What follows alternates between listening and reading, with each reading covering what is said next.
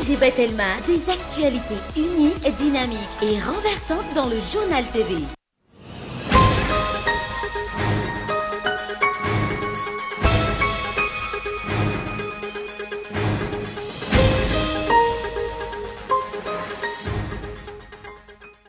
Tsy hitsabaka amin'ny fitantanany eo anivon'ny zandarmeriam-pirenena intsony fa hisotro ronono ampilaminana ny jeneraly Ravalomanana Richard raha ny fanambarana nataony nandritra ny lanonana ara-miaramila fanaovam-beloma azy omaly na mamfisy ny famanana andraikitra lehibe ny mpitandro filaminana amin'ny fiarovana ny tanindrazana.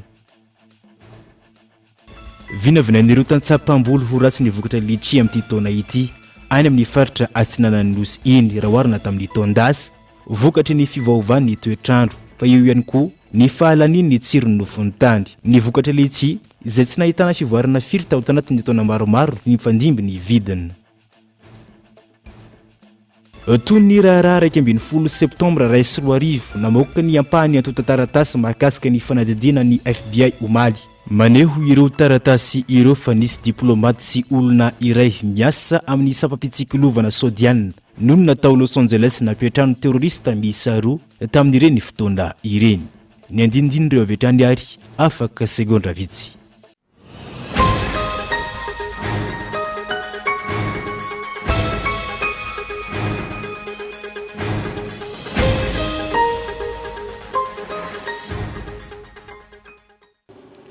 Aterny araba tompoklasy tompokavavy tonga soindreto nivo ny fampalalam-baovao ny Kolo TV amin'ny ity alady takariva ity eto ampiandohana dia asako ampanajana anao hanaraka ny fotoanan'ny fampalalam-baovao hatramin'ny farany.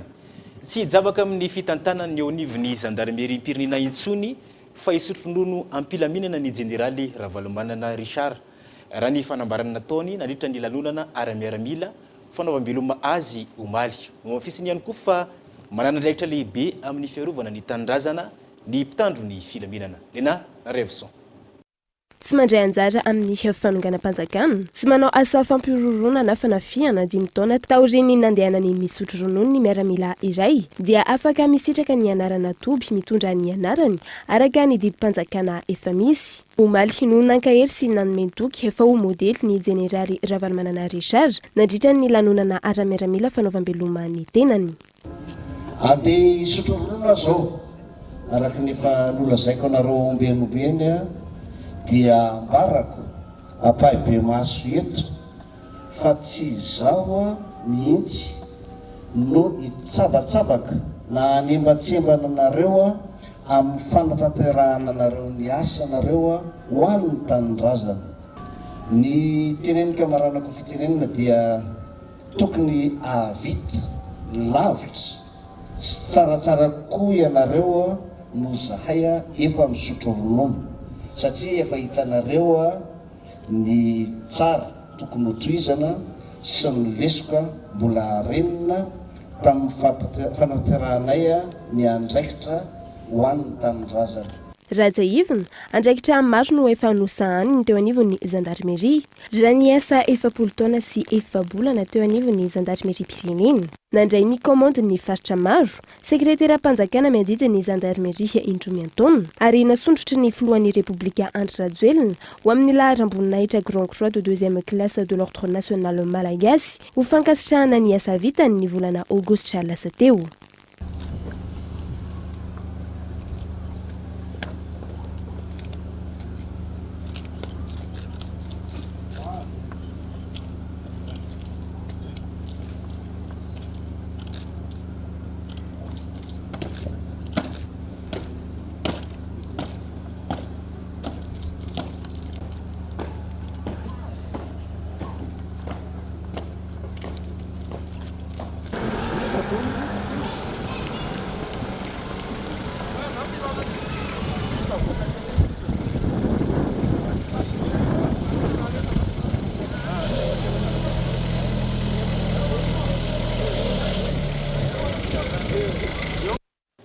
Tokony havela malalaka hiasa malalaka ireo mpikambana vaovao eo anivon'ny gouvernement raha ny fanehoan-kevitry pasteur Mayol nandritra ny fitoam-bavaka lehibe fankalazana ny 20 taona ny joroany ny fiangonana apokalypsy tetsy amin'ny collégium Mantsonjombe omaly io nambarany mba ahafahan'izy ireo manatanteraka ny asa nila inambinina révélation no mitondra antsika ny makasika izay. Nandritra ny fotoam-bavaka nototsaina teny amin'ny Coliseum Mantsonjombe omaly sabotsy no nitafan'ny Pasteur Mayol tamin'ny mpanao gazety izay nitondran'ny fanehoan-kevitra mahakasika ny raharaha politika amin'ny ankapobeny indrindra fa ny fanoloana ireo mpikambana mandrafitra ny gouvernemanta. Ny raharam-pirenena moa zany dia hitantsika fa efa nanova gouvernement ny fitondram-panjakana, zany hoe fantatra zany fa nisy tsy naomby teo amin'ny membre ny gouvernemanta, ny olona efa mitabataba hoe tokony efa hosoloana amin'izay ireo membre ny gouvernement reo, dia efa nisoloana izy io zany zao anao ny asandray dia miandrotsika mijery ny vokatry ny asan'izy ireo satria vao hanomboka hiasa izy ireo tsy hita izay mbola hanomezana fanamariana na ataontsika hoe ikritike anazy ireo amin'ny asany satria vao hanomboka ny asa izy amin'izao dia mirarosoan'ireo gouvernement sy fitondram-panjakana zany mba hita vahaolana amin'izao gouvernement vaovao izao indray satria miandrandra an'izay ny voaka malagasy alohan'ny natongavan'izay fifidianana amin'ny taona 2024 manatenan'izay hoe mba isy fiantraikana any amin'ny fiainam-bahoaka amin'izay zany indrindra ny resaka sosialim-bahoaka ny asa ataon'ny gouvernement vaovao izay mipetraka zao. Araka ny nambarany ihany koa mahakasika ny hetsika nataon'ireo mpanohitra na ny RMDM izay nitaky ny fialan'ny filohan'ny Rajoelina tsy vahaolana ny fanonganam-panjakana fa tokony hiandry ny fifidianana malalaka ny rehetra.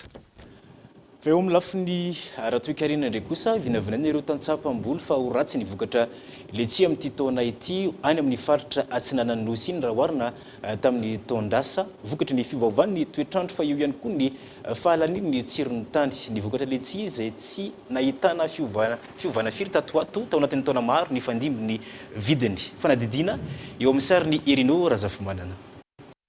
Mamaramparina ny fotoam-pamelana ny letsia any amin'ny faritra Atsinanan'ny Nosy iny amin'izao fotoana izao. Ampy ny rotsakorona sy ny hafanan'ny andro ary ara-potoana ihany koa ny fihintsana ny felan'ny letsia ary misy aza ireo fa mitsiro hovony amin'izao fotoana izao. Mahatsikaritra nefa ireo tantsaha fa mety tsy ho betsaka ny vokatra letsia amin'ity taona ity raha oharina tamin'ny roa taona lasa.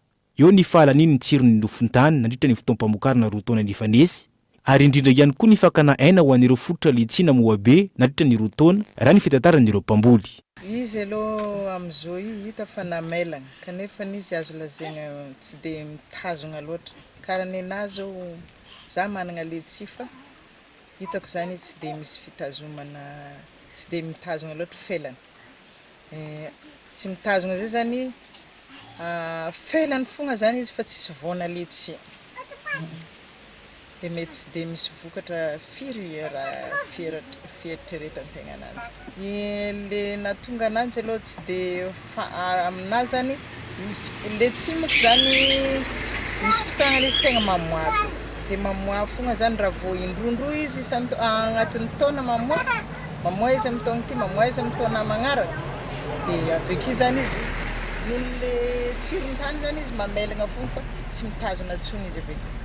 Dia mety karakarahan'izay zany no tsy dia mitazona ananjy. Fotoagna famelagnany zany dia karaha amin'ny vôlagna juillet mamelagna.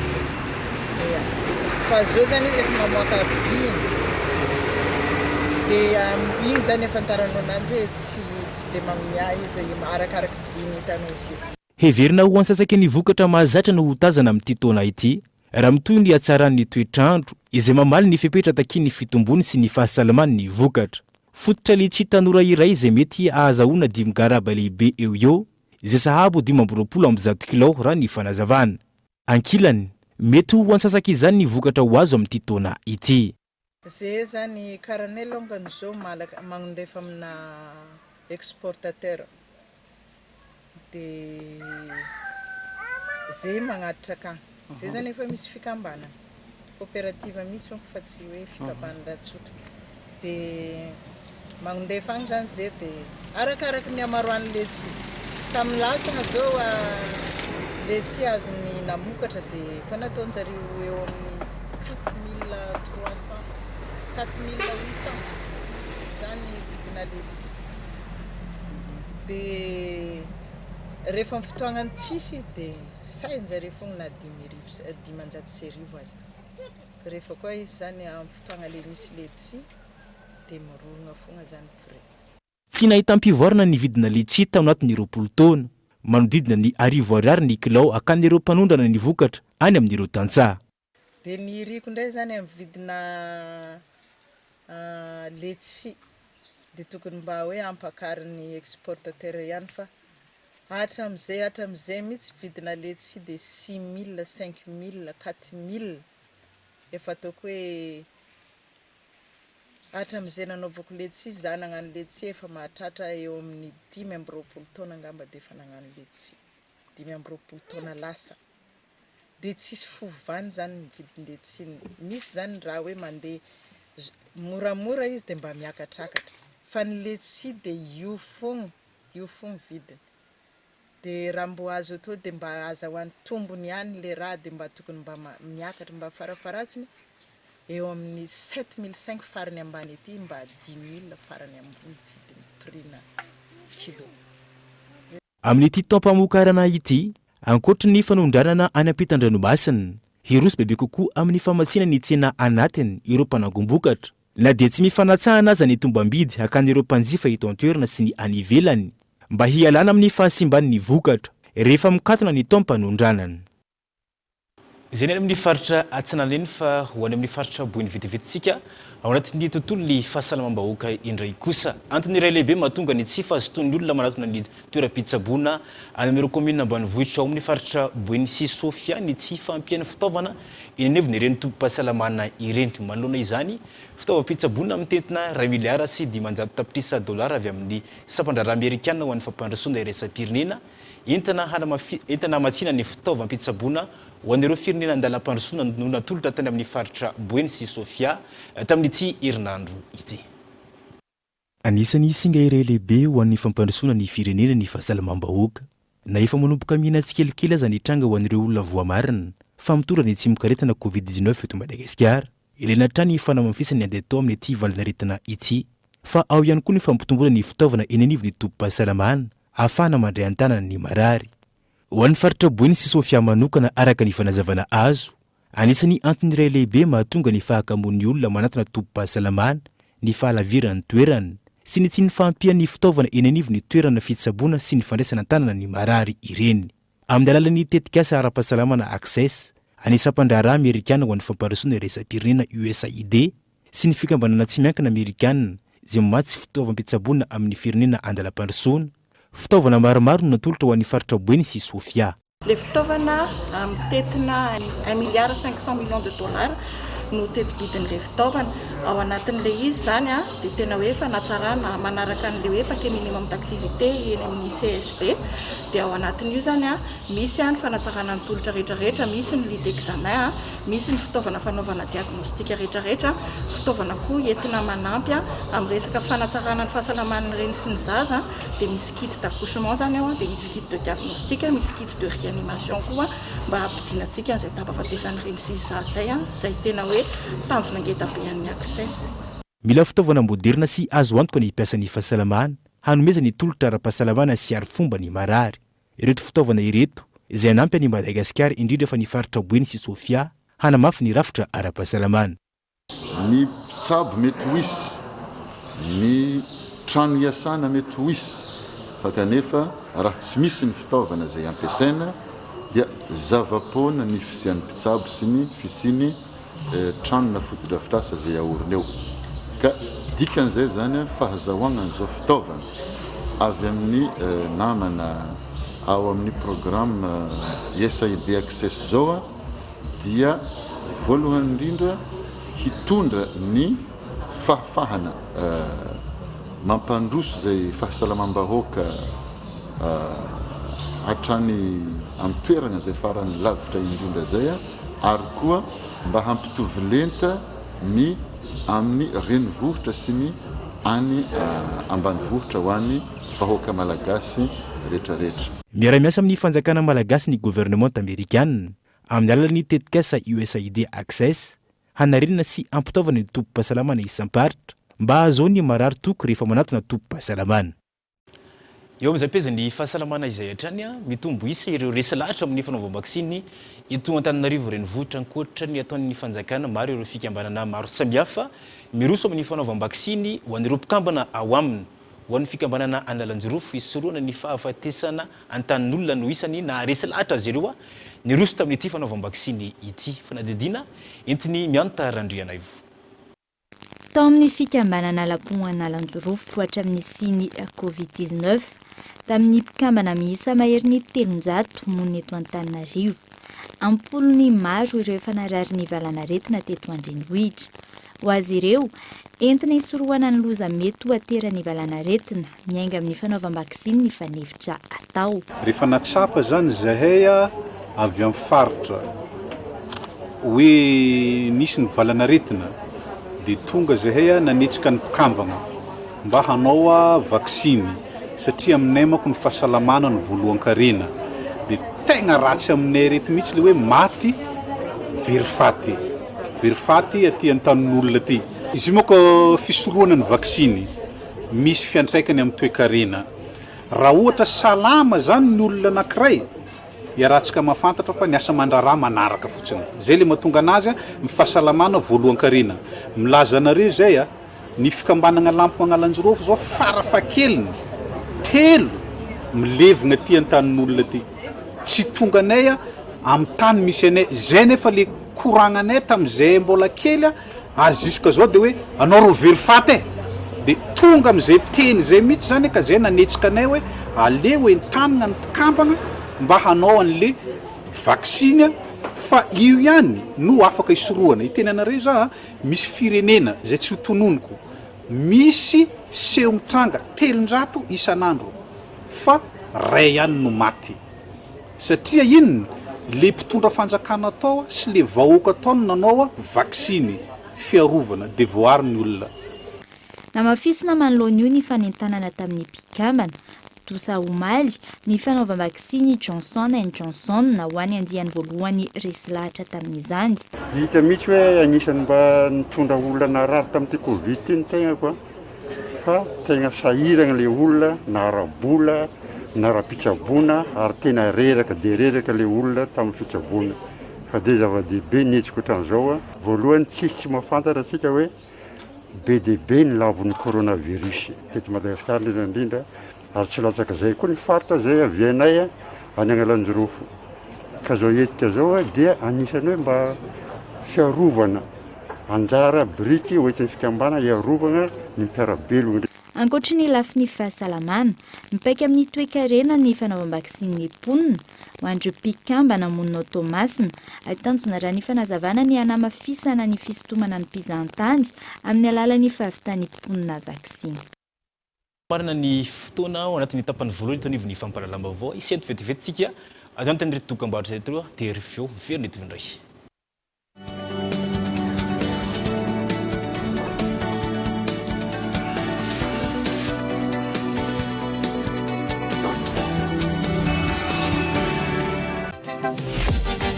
Papote à mini prix avec tes potes et ta famille. Avec Mouratim, toute la journée, tu as 60 minutes et ou 60 SMS et ou 60 mégas pour 1000 arrières vers tes 3 numéros Friends and Family. Tape le dièse 322 étoile 26 dièse.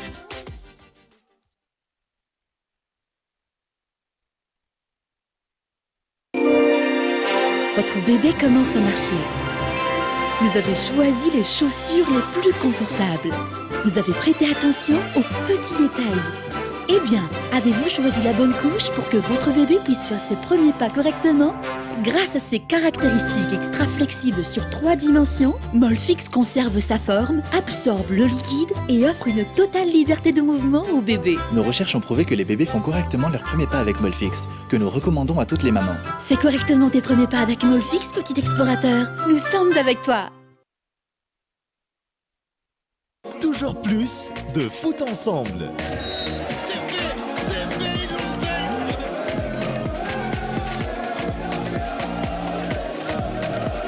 Voilà, on a l'épilogue de notre saison. Le meilleur du football européen revient à partir du 8 août sur les chaînes Canal+ Sport. Réabonnez-vous en avance et profitez immédiatement de vos chaînes bonus avec la nouvelle semaine généreuse. Les bouquets Canal+.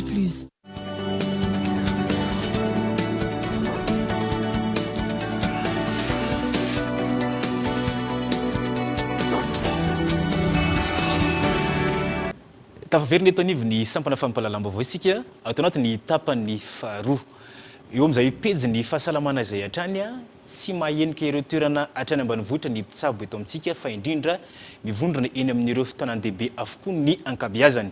Ho fampiroboroboana ny fahasalamana, misy ny hetsika fidirana ifotony ataon'ny fikambanana iray hivondrona ny mpitsabo maro sy ireo mpisehatra amin'ny fahasalamana. Ndela raha ny afisaona mitondra antsika ny andinindininy izay. Ny faran'ny volana septembre no anao hetsika fidinana ifotony any amin'ny commune ambanivohitra any amin'ny distrika Anambositra faritra Amoronmanihy ny fikambanana iray ivondrona ny mpitsabo maro sy ireo olona mpisehatra amin'ny fahasalamana. Tanjon'ny hetsika ny ahafahan'ireo vahoaka malagasy lavitra toeram-pitsaboana misitraka fitsaboana. Antony safidianana ny toerana noho izy lavitra indrindra amin'ny distrika Anambositra. Vinavinaina eo amin'ny olona 50 am'zato no andrasana mandritra izany ary mpitsabo folo no anao ny fitsiriana. Tolotra ara-pahasalamana maro no sitrahan'ny vahoaka amin'izany.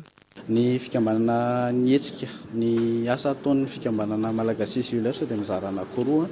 Misy ilay antsoina hoe medical camp izay fidinana ifotony any amin'ireo commune izay lavitra commune ambanivohitra, sarodalina sy lavitra toeram-pitsaboana.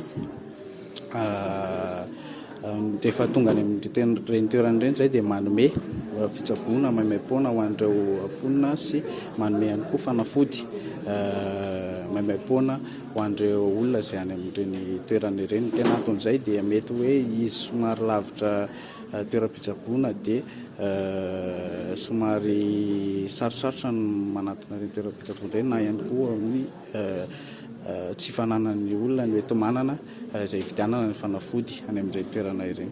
Tsy hijanona amin'ny fitsaboana ihany fa isy ihany koa ny fanentanana fisorohana aretina iray mandritra ny hetsika fidinana ifotony izay ho tombony betsaka amin'ireo vahoaka lavitra toeram-pitsaboana. Ny fisorohana, ny fahafantarana ny aretina amin'izy mbola tsy misy soritra aretina dia zava-dehibe tokoa satria mety ampihena ary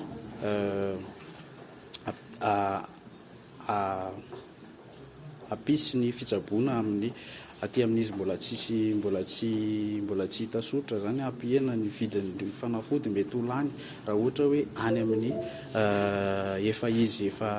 efa amin'ny stade avancé na efa grave zany ny aretina raha tsy teny fotsiny tsika ny resaka cancer ohatra any amin'ny stade infraclinique ohatra izy any raha hita any izy dia afaka manao tsara ny fitsaboana an'izay aretin'izay tsika amin'izay tsy betsaka ny fandaniana noho izy efa aty amin'ny stade efa grave. Omaly no nampahafantarina tamin'ny fomba ofisialy ny fisian'ny fikambanana malagasy ilers sy ny hetsika izay ataon'izy ireo ary nanamafy fa tanjon'ny fikambanana ny ampiroborobo ny fahasalamana anampiana ny ministera ny fahasalamam-bahoaka. Lafomba vaoafa mbola mitoy ny fanadihadiana mahakasika ilay raharaha fikasana hakantsokisoko sy varotra ny fiaran'ny Lazandry Betsileo ao Fianaratsoa ao. Mbola mitoy ihany koa ny famotorana ireo izay atodony kotroka izany ny orinasa Lazandry Betsileo izay nikorosofahana tao anatin'ny taona maro vokatry ny fitantanana tsy nahoby. Fanadihadiana ary. Isan'ireo vokatra mampalaza ny faritra Matsihatra ambony ny vokatra divay izay avokary ny orinasa Lazandry Betsileo. Tao anatin'ny taona maromaro ny sedra olana goavana ity orinasa ity. Nisy ireo mpampiasa vola tao anatin'ny orinasa no nikasa ny anodikodina ny fiaran'ny orinasa izay mbola eo ampiandrasana ny toy ny rarahatra amin'izao. Ankoatr'io, tsy voaloha ara-dalàna ihany koa ny karaman'ny mpiasa sy ny knaps. Ankehitriny, fantatra fa efa vaovao ny 70 isanjaton'ny olana misy ary manomboka miarina ity orinasa ity. Efa miarina zany ny orinasa ary efa miverina formel raha zay nazo tena anazy miaraka amin'ny contribution efa miverina zany rehetrarehetra. Ny farany mikasika ny mpamboly voaloboka dia efa vita tanteraka ny vidim-boaloboka 224,000 ary amin'ny taona tia dia ho vitaina tanteraka ihany koa ny 20,000 izay vita hatreo amin'ny 570 eo izy amin'izao fotoana izao ary efa manomana izahay ny vendange 20,000 sy 2,000. Amin'ny ankapobeny efa miverina ny karamam-piasa amin'ny orinasa izay tsy nikorotana dia nikorotana izy io zany teo aloha. Amin'izao fotoana izao kosa efa miverina mandray karamany tsara ny ny mpiasa ao anatin'ny orinasa. Tanjon'ny orinasa ny amerina ireo laza nananany hatr'izay ary anaraka ny famokarana manara-penitra fa manoloana ny raharaha fikasan'ireo mpampiasa vola sasatsasany izay anikasa ny aka ny fiaran'ny orinasa mbola mitony fanadiadiana raha ny nambarany tale jeneraly ary andrasana ny tony raharaha. Miroborobo ankehitriny ireo sehatrasa mifandray amin'ny nomerika na eto izany na anivelany eo amin'ny atrehan'ny fisian'ny valanaritana Covid-19. Antony izany ny fisian'ireo fipetra fisoroana ny mety fiparitahan'ny aritana eo ihany koa ny fivoarana sy ny fanavaozana misy eo amin'ny sehatry ny asa manoloana ny fandrosoan'ny teknôlôjia. Abraham Marandriamanana. Mahazo vahanan'ireo karazana sehatrasa ankehitriny ny sehatry ny nomerika manoloana ny fisian'ny valanaretina. Isan'izany eo amin'ny fahasalamana, ny fitantanam-bola sy ny maro hafa. Maro ireo antony mahatonga izany, toy ny fisian'ny fanavaozana entin'ny fivoarana eo anatrehan'ny fandrosoan'ny ara-teknôlôjia mikasika ny sehatrasa. Navoatra an'ilay izy dia hoe ilay atao hoe distanciation, izany hoe ny fahazaran'ny olona zao miasa any an-tranony. Izany hoe lasa nahazo vahana zany ny fampianarana distance, lasa nahazo vahana ny compétence ilaina afahana manao zay à distance zay. Izany hoe miakatra zany le compétence numérique ilaina noho ny fahatokavan'ny Covid. Dia eo koa ny sehatra eo amin'ny sehatra ny santé koa be dia be le compétence ilaina amin'ny zany création QR code zao dia tonga dia compétence numérique mihitsy no afahana mamoaka QR code amin'ny resaka vaccination. Etsy ankilany, tsy ampy hatreto ary tsy mifanaraka amin'ny filan'ny orinasa ny isan'ireo ingénieur informatique mivoaka eto Madagasikara ankehitriny raha ny nambaran'ny tompona andraikitra. Ny olana mitranga zany eto Madagasikara dia ny orinasa mitady karazana fahaizana ary ny orinasa dia mahita ankehitriny fa 3% ny poste na ny asa izay sokafany zany tediavana mpiasa dia tsisy afaka mamaly satria tsy eo ilay fahaizana manokana momba an'ireny asa ireny. Misy lesoka eo amin'ny sehatra teknika sy ny siantifika ary anisan'ny lesoka iny eo amin'ny resaka numerika satria tsy ampy ny ingénieur avokatsika kanefa be dia be ny filana ary maro amin'ireo tanorantsika izay voahofana no lasa nivelany dia lasa itsika indray zany tsy manana ampy. Miisa 700 isan-taona amin'ny ankapobeny ny ingénieur informatique mivoaka eto Madagasikara raha ny fanazavana trany. Nanamafy ny tompona andraikitra ny amin'ny mahazava-dehibe ny fanohanana ireo mpianatra amin'ny alalan'ireo fampiofahana sy ny fanomezana sehatra azy ireo ho fitondrana akony ho an'ny fampiroboroboana ny sehatry ny nomerika eto Madagasikara. Niroso tamin'ny andian'ny fahatelo ny famelehibelarana sy ny adiefitra niarahan'ireo mpanakanto sy ireo manampahaizana manokana momba ny sary sy ny hosodoko izany no tanterana teny ankasana. Tanjona ny fanatsarana ny vokatra sy ny hoe matiana bebe kokoa ireo mpisehatra amin'izany. Ka ito Andriatsilafo. Tontolo hafa fa ilaina fahaizana manokana ary isan'ny faralany amin'ny sehatry ny kolotsaina ny fanaovana sary sy ny hosodoko eto Madagasikara amin'ny ankapobeny. Malalaka nefa ity sehatra ity ary miroborobo amin'izao fotoana. Nanampibetsaka azy ireo ny fisian'ny fihibohana na eo azy ny fahasahiranana ny lalovana vokatra izany. Nanana fotoana bebe kokoa izy ireo hanatsarana trano ny famokarana.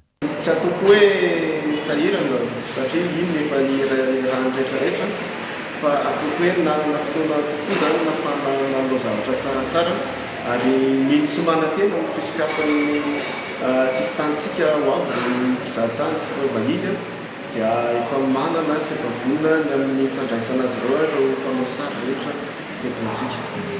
Niroso tamin'ny armitiny ny andian'ny fahatelo ho fampivoarana ireo mpisehatra amin'ny fanaovana ny sary sy ny hosodoko ireo mpikambana eo anivon'ny karbona. Fotoana nahafahana nanombo fahalalana avy amin'ireo manampahaizana manokana. Fotoana ihany koa ny hainoana ny etahitan'ireo mpisehatra ary amoahana fehi-kevitra hanatsarana ny tontolon'ny fanaovana sary sy ny tontolon'ny hosodoko eto Madagasikara.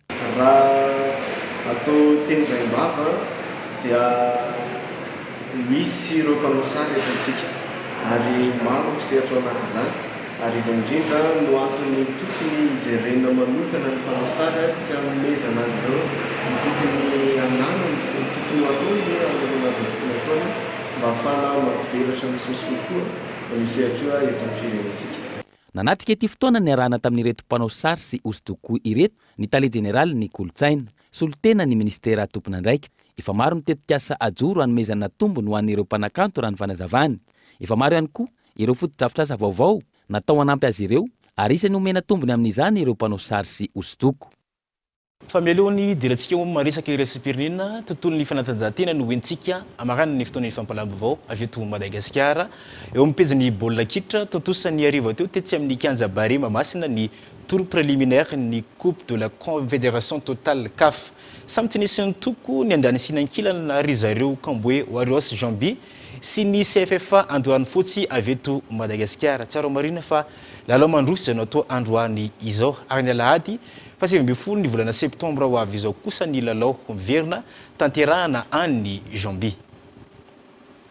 Ho an'ny maresaka iraisam-pirenena toy ny raharaha fa 12 ny volana septembre taona 2020 namoaka ny ampanireo antonta taratasy mikasika ny fanadiadiana ny FBI omaly. Maneho ireo taratasy ireo fa misy diplomaty sy olona iray miasa amin'ny sampapitsikilovana saodiana no natao Los Angeles napetrahana ireo terrorista miisa roa tamin'ireny fotoana ireny. Fanadiadiana eo amin'ny sary ny France 24. Jiro lehibe miisa roa manondro miakatra any amin'ny lanitra no nanazava ny tao amin'ny toerana nisy attentat ndraiky 12 septambra tao États-Unis ny alina. Ankoatra ny lanonana fanomezam-boninahitra ireo lavo nandritra iny asa fampiroroana iny, nanapa-kevitra namoaka mitota taratasy mikasika ny drara ihany koa ny FBI. Araka ny mitota taratasy nivoaka, voamarina fa nisy diplomaty sy saodiana iray miasa tamina sampapitsikilovana noho natao Los Angeles nampiatrany terrorista miisa roa tamin'ireny fotoana ireny. Ankoatra izay dia iny tamin'ny alalan'ireo antota taratasy ireo ihany koa ny fisina mpianatra saodiana namatsy arabola sy nandray anjara tamin'ny fanohanana ireo mpampiororo roa ireo. Ny alarobia lasa teo moa dia nanamafy ny mahasovoan'ny Arabia Saodita ny Washington fa tsy marina avokoa ny filazana rehetra fa misy fandraisany amin'izy ireo ny asa fampiroroana ny tranga ndraiky 12 septambra 2020 saingy mbola misy ireo antota taratasy andrasana anaporovoana izany. Amin'izao fotoana izao, misy mahery ny 900 ny fangatana fanazavana avy amin'ireo fianakaviana sy olona akaikin'ireo ny aramboina tamin'ny fotoana io voaray ny filoha Amerikana Joe Biden. Izay ndray tompoko lasa tompovavy no entiko mamarina ny fotoana ny fampahalalam-baovao tamin'ity alady hariva ity saroko anatin'ny tokantrano nanaraka izay nahitra amin'ny farany. Mialohan'ny tena isarahantsika ity misy ohabolana anankiray hoentsika hitsakitsakona indray ny ity herinandro vaovao manomboka androany ity. Azo atao fihavanam-bato raha tapaka tsy azo atoy fa ataovy fihavanandandy raha madilana azo tohizana. Samy tsara tompoko lahy mandrapitafy fa tompoko vavy.